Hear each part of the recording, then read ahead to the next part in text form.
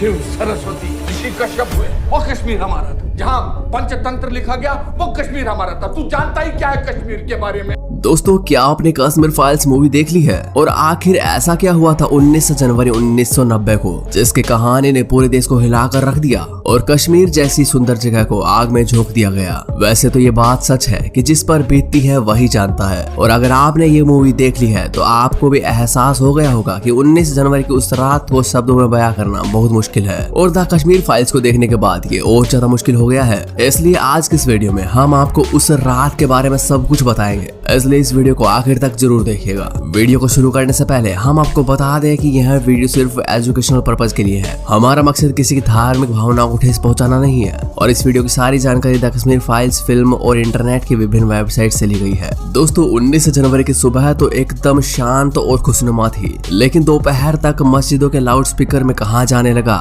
या तो अल्लाहू अकबर कहो, नहीं तो कश्मीर छोड़ के चले जाओ। लेकिन शाम आते आते ये लाउड स्पीकर की आवाज एक चीख में बदल गई और हर जगह कोहराम मचने लगा। किसी को कुछ समझ नहीं आ रहा था कि वो क्या करे और कश्मीरी पंडित अपना घर छोड़ने को मजबूर हो गए। और जिस आदमी के जो हाथ लगा वो उसे लेकर कश्मीर छोड़ने पर मजबूर हो गया। किसी के पैरों में एक जूता था तो किसी के शरीर पर कपड़े तक नहीं थे और ऐसी कड़कड़ाती ठंड में लोगों का बुरा हाल था। और सभी कश्मीरी पंडित अटल टनल की दूसरी तरफ भागने को मजबूर थे। अगर आपको नहीं पता कि अटल टनल क्या है तो आपकी जानकारी के लिए हम आपको बता दें कि अटल टनल एक ऐसी टनल है जो जम्मू और कश्मीर को जोड़ती है, जहां से सारे कश्मीरी पंडित जम्मू या फिर किसी अन्य जगह पर चले गए थे। दोस्तों, ये वो रात थी जब कश्मीरी पंडितों को टारगेट करके नहीं बल्कि मनमाने ढंग से मारा जा रहा था। किसी की बेटी को बीच से काट दिया गया तो किसी का बलात्कार किया गया। लेकिन अब बात आती है कि आखिर मुसलमानों और कश्मीरी पंडितों के बीच ऐसी क्या दुश्मनी थी जिससे इस दिन को अंजाम दिया गया। लेकिन दोस्तों, हम आपको बता दें कि इस घटना के कुछ साल पहले सब कुछ बिल्कुल ठीक था और सब लोग एक साथ मिलजुल कर रहते थे और मुसलमान और कश्मीरी पंडित भाई भाई हुआ करते थे।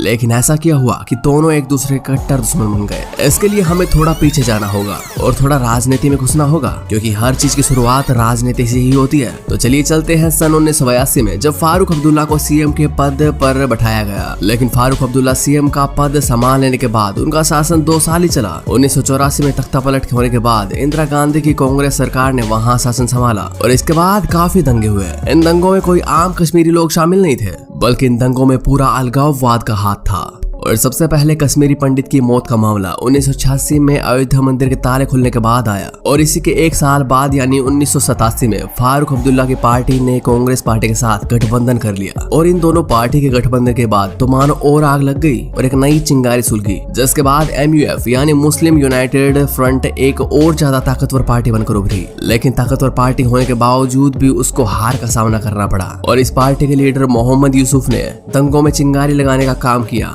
और इसके बाद उन्हें गिरफ्तार कर लिया गया। लेकिन जब मोहम्मद यूसुफ 20 महीने बाद जेल से बाहर आया तो उसने अलगाववाद से हाथ मिलाया, जिसके बाद मोहम्मद यूसुफ ने अपना नाम बदलकर सैयद सलाहुद्दीन कर लिया और उसने अपने हाथों की बहुत सी कठपुतलियां बनाई, जिनमें से एक था बिट्टा कराटे, जिसे फिल्म में पुष्कर पंडित का एक स्टूडेंट बताया गया था। जिसके बाद वह JKLF का लीडर भी बना और JKLF एक ऐसा गुट था जिसने युवाओं के हाथों में बंदूक पकड़ाने का काम किया। सबसे पहले 1989 में कश्मीरी पंडित टीकालाल टपलू की हत्या की गई, जो कि उस समय BJP के अध्यक्ष थे।